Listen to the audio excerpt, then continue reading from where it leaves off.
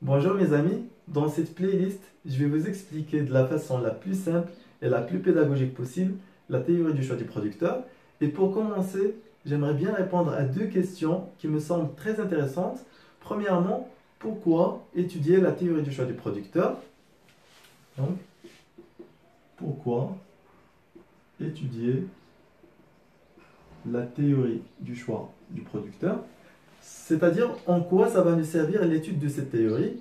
Et deuxièmement, pourquoi on parle de la théorie du choix du producteur et pas de la théorie du choix de l'entreprise ou de la firme. Autrement dit, par quoi s'explique ce passage de l'entreprise au producteur. Donc, deuxièmement, par quoi s'explique le passage de l'entreprise ou bien la firme au producteur.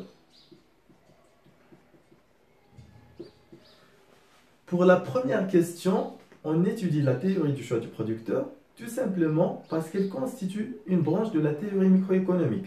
En effet, la microéconomie s'attache principalement à étudier le comportement de la consommation.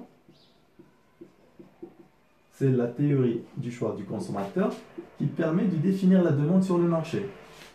Et s'intéresse aussi à l'étude du comportement de la production. C'est la théorie du choix du producteur qui permet de définir l'offre.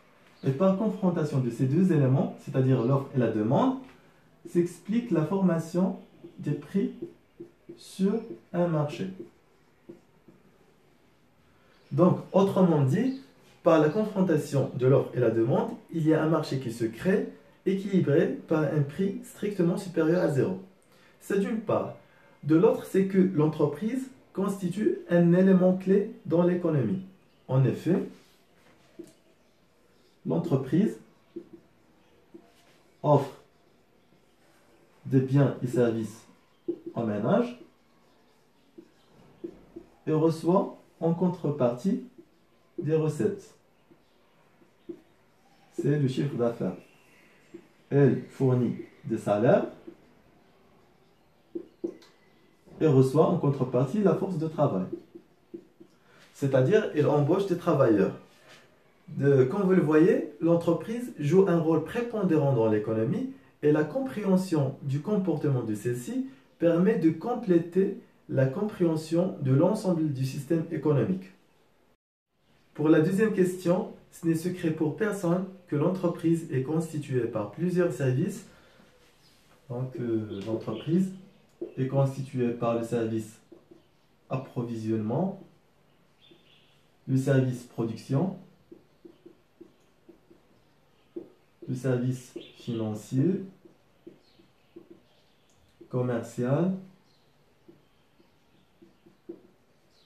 le service de la gestion des ressources humaines, et ainsi de suite. Il y en a plusieurs services, mais pour la commodité des modélisations, pour un souci de simplification, on fait comme si l'entreprise est représentée par un seul service qui est son service de production. Donc, l'entreprise est représentée uniquement par son service de production. À partir de là, on tire deux hypothèses simplificatrices. Donc, hypothèse.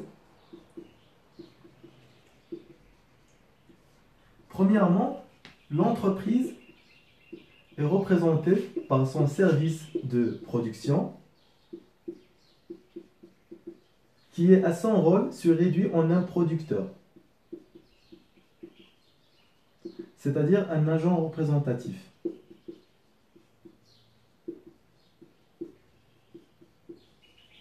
Donc voilà la réponse à la question.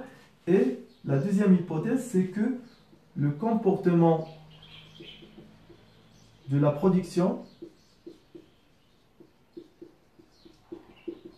est déterminé par la fonction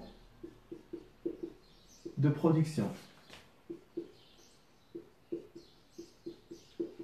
Donc, sans griller les étapes, on va voir tout ça en détail dans les épisodes suivants.